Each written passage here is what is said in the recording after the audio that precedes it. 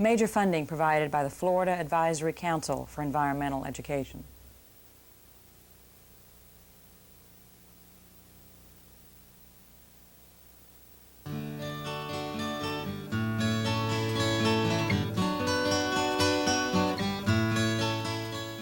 As I grew up, I kept seeing these areas disappear, and I knew that someday I wanted to go back and work on it. My father always said, if you take care of the land, it'll take care of you. It's extremely important in Florida because of our enormous population growth that we try to acquire as much conservation and recreation lands in the short time available. If we want to preserve pristine pieces of the natural Florida landscape, it's now or never. In lieu of having developers select bits of land here and there, and we had a fragmented type of system, we wanted to be able to control where land was bought and to ensure that the properties that were selected served to make continuous corridors, and that they were the most valuable properties in terms of environmental concerns and needs.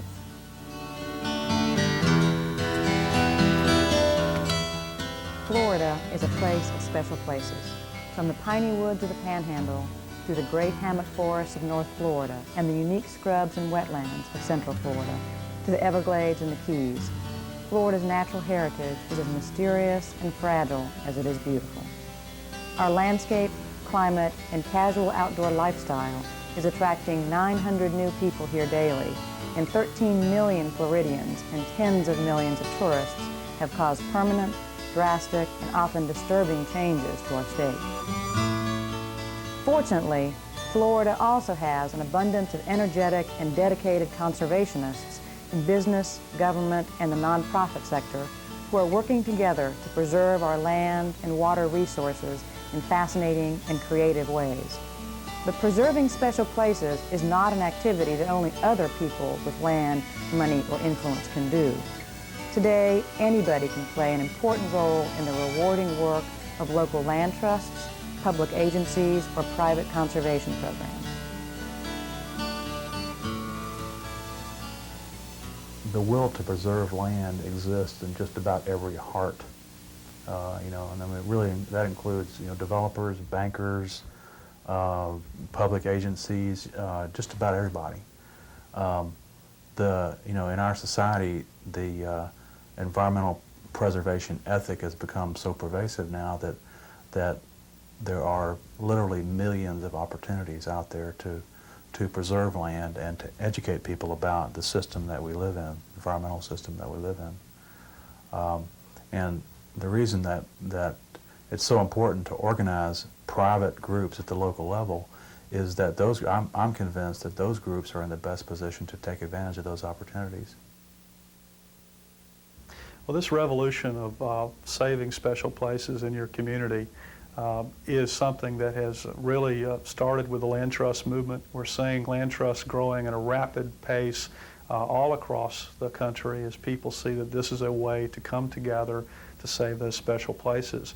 In Florida, we now have 14 land trusts established in key areas throughout the state, doing a wide range of things from protecting barrier islands to putting together greenways in an urban community to specialized areas such as historic preservation or working to protect endangered wildlife in rapidly growing areas.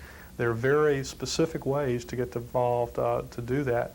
It is growing rapidly. More people are getting involved. It's a way for individuals to be part of the process, to feel like they're part of the process, to be part of a system that has the ability to put partnerships together with their city, with their county, with the state, to be able to marshal large amounts of money to save the special places that need to be saved. In the field of land acquisition, our biggest project to date and still is Crane Point Hammock. 53 acres, the single most important environmental piece of property in all the Florida Keys. Palm Hammock, 1 mile of frontage on the Gulf of Mexico, a quarter-of-mile frontage on US 1, all uplands, home to dozens of endangered species. You couldn't find a better single piece of property in the Keys.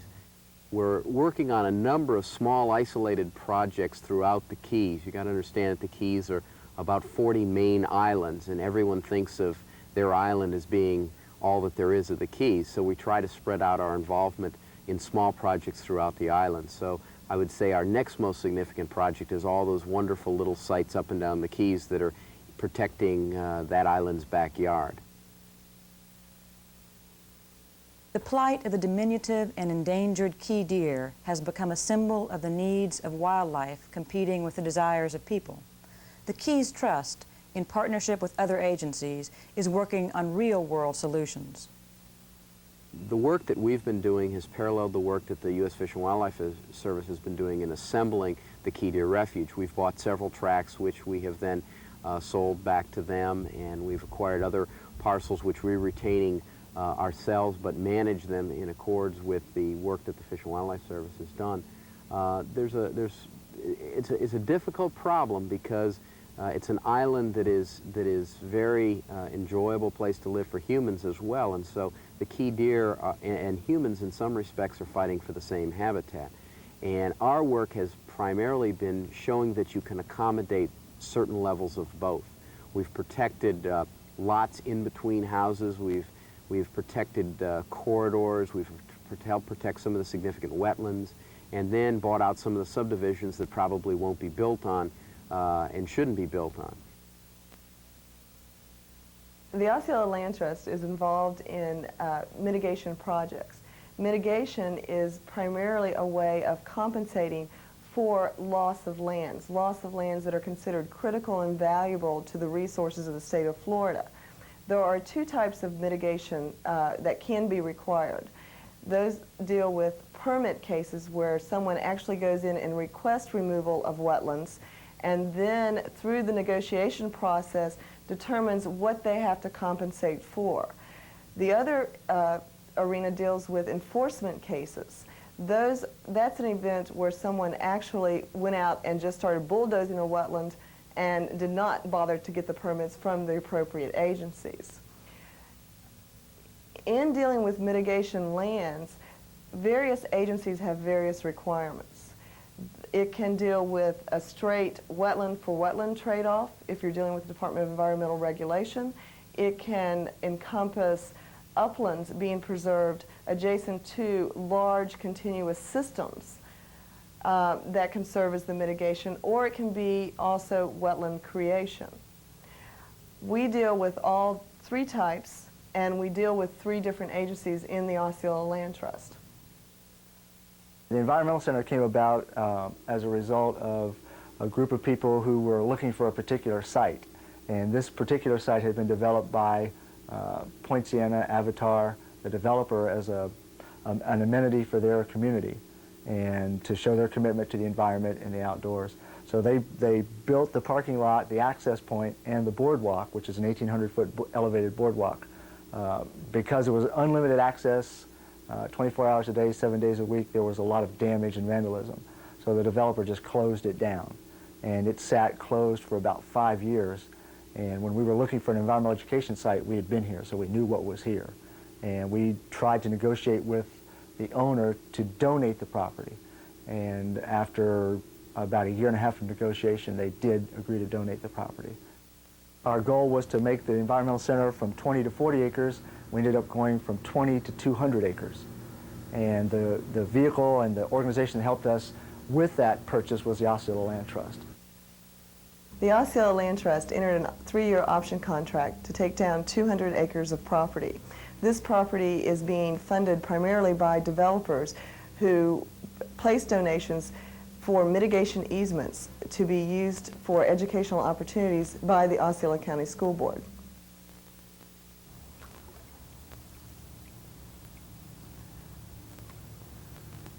This is Prairie Creek, the scene where me and my buddies had many a childhood adventure. Today it's part of the focus of the Alachua Conservation Trust's acquisition efforts on behalf of the state.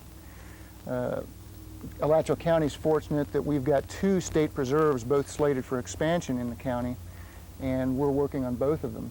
But unfortunately, state budget and staffing limitations being what they are, these projects were getting very little attention from the state level.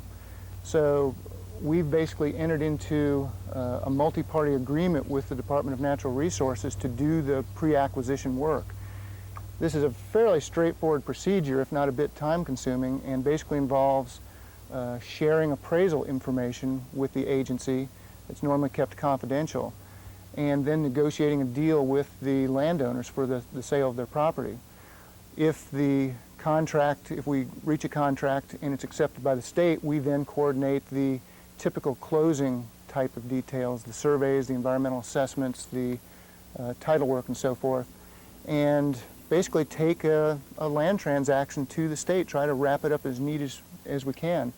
When we transfer the property to the state, they give us an assignment fee for the assignment of the contract. This year we expect to close on between $5 and $6 million worth of property that comprises about 3,000 acres of Paynes Prairie and San Velasco Hammock. While many local efforts are just getting established in Florida, two national organizations, the Nature Conservancy and the Trust for Public Land, have been preserving land in Florida for years. Well, the Nature Conservancy divides its work up into three main areas: identification, protection, and stewardship. First, we try and identify the best remaining habitats that need to be protected. We do that through our state inventory systems. We have inventories called the Natural Heritage Programs in all 50 states and in about 10 foreign countries now as well, which inventory the best areas to be protected from a wildlife standpoint. Secondly, we try and protect those areas once they've been identified. We usually do that through some form of land acquisition, either fee title or conservation easements. And some of those areas we protect, we buy ourselves and go to our membership. We have 600,000 members around the country, and we raise the money to pay for those areas and keep them ourselves. Other times we do it in conjunction with some government agency, where we'll acquire the property, hold it in the interim, and ultimately pass it through to a government agency. And our third area of activity is land management. We call it stewardship. We own and manage about 1.5 million acres around the country, over 1,000 nature preserves. It's the largest private reserve system in the world. We also work closely with government agencies to try and assist them to manage their public lands better.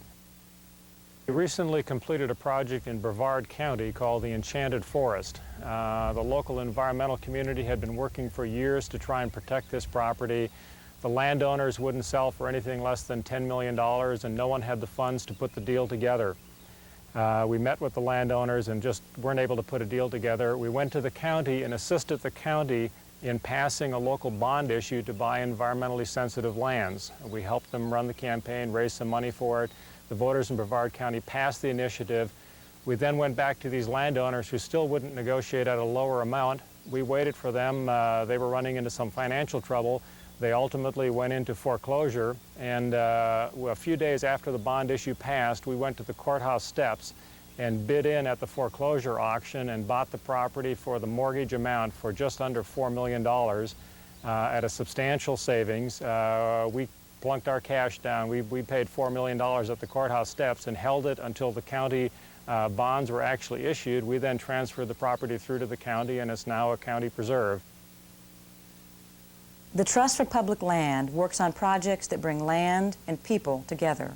They have helped to preserve a wide range of properties, from pristine wildlife habitat to historic buildings and archaeological sites.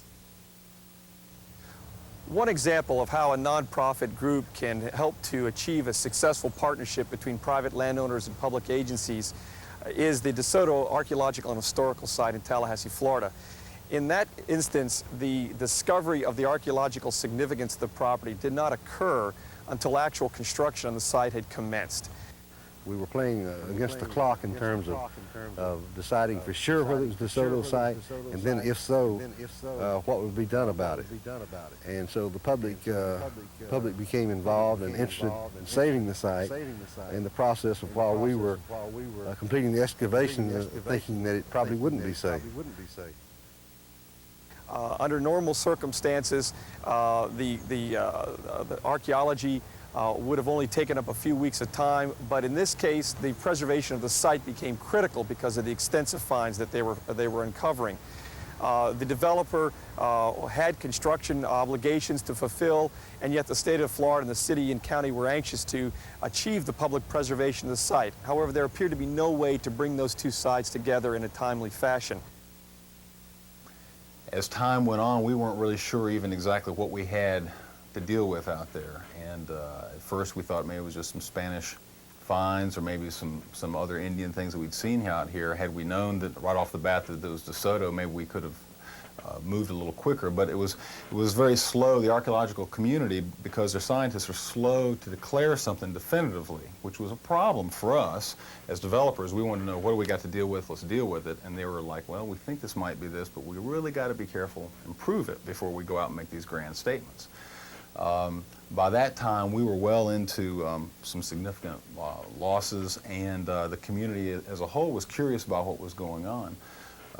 Fortunately, we were just as concerned and cared about that, and wanted to make sure that we did the right thing. I mean, I think most developers want to do the right thing.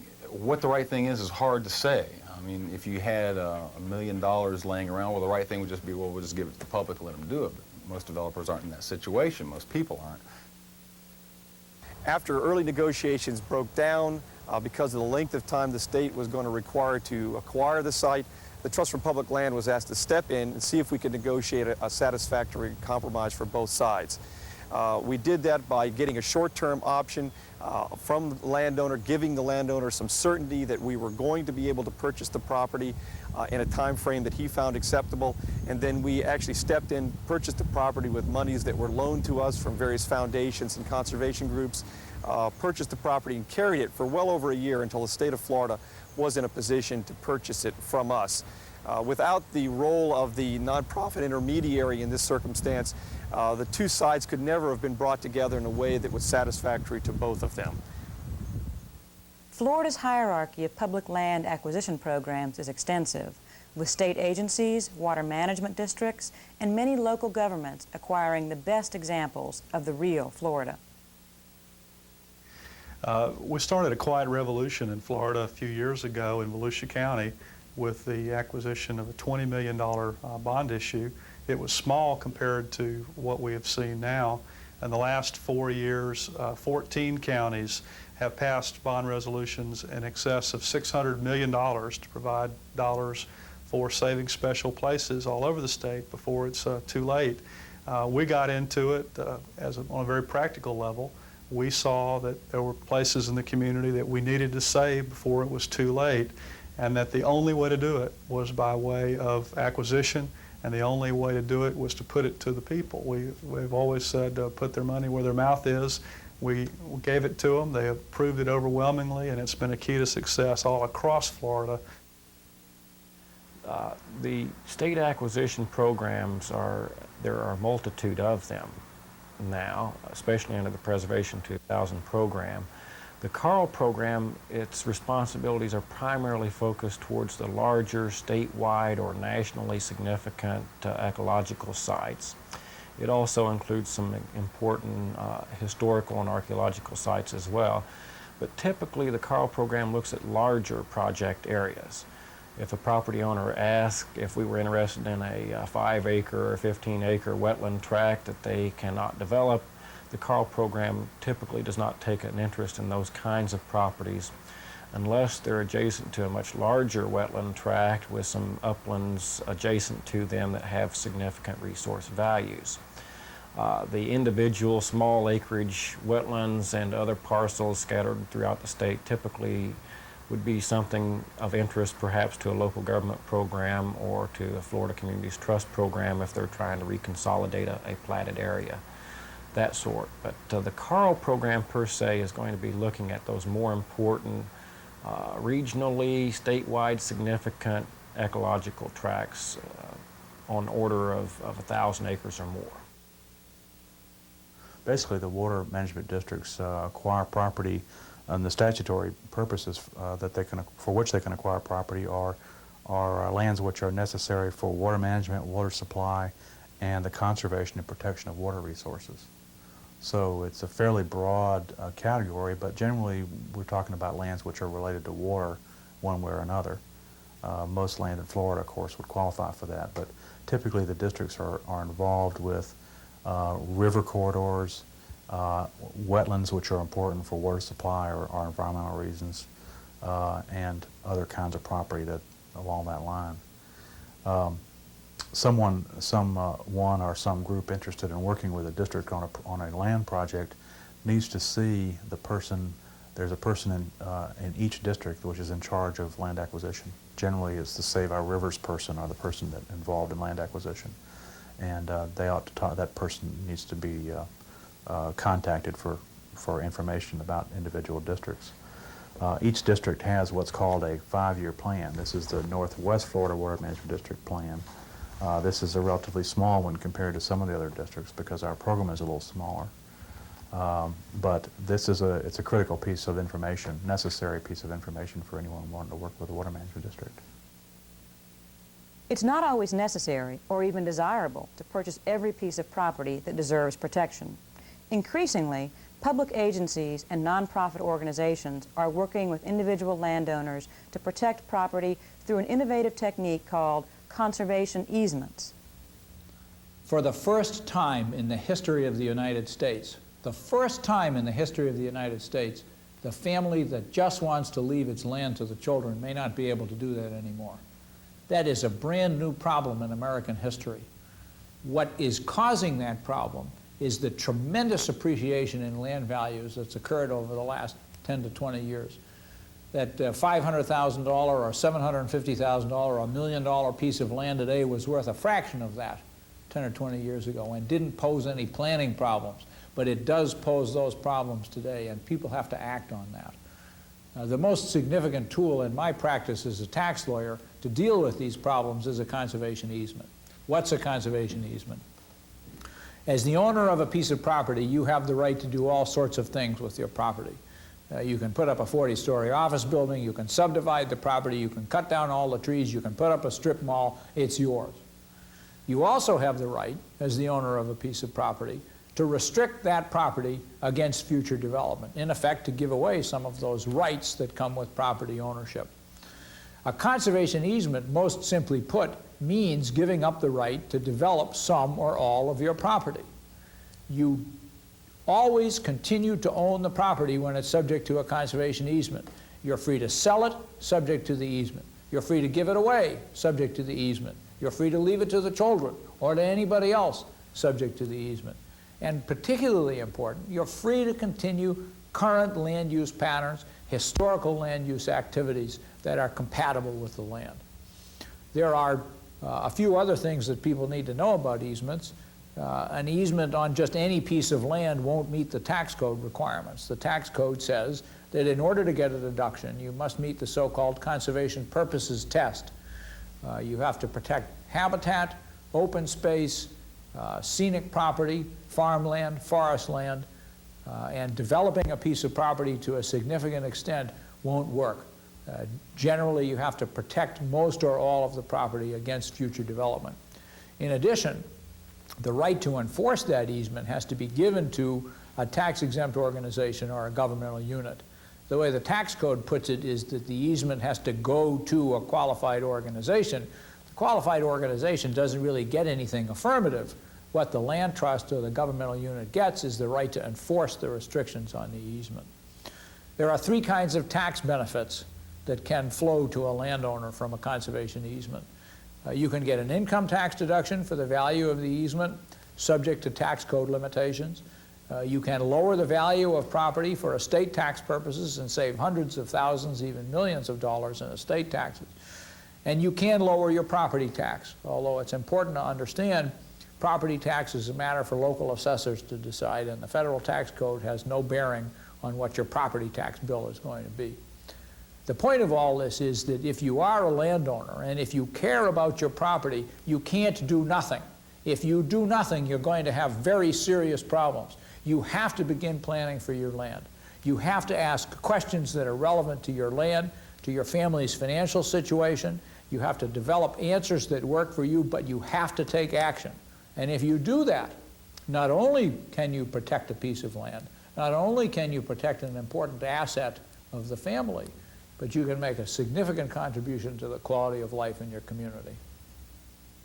The Red Hills Conservation Association, in conjunction with the Nature Conservancy and the Trust for Public Land, is helping plantation owners in northern Florida and southern Georgia maintain traditional ownership patterns and ecological conditions of this longleaf pine wiregrass community through the use of conservation easements.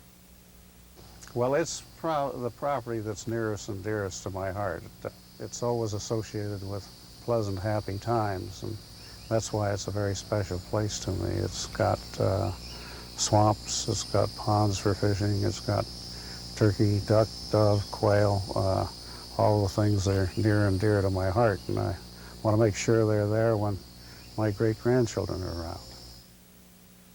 The conservation easement can be written in any way you want. We could say we're going to put 6 houses on 1,000 acres, and we can determine later where we're going to put them. In fact, I do have a few house sites reserved.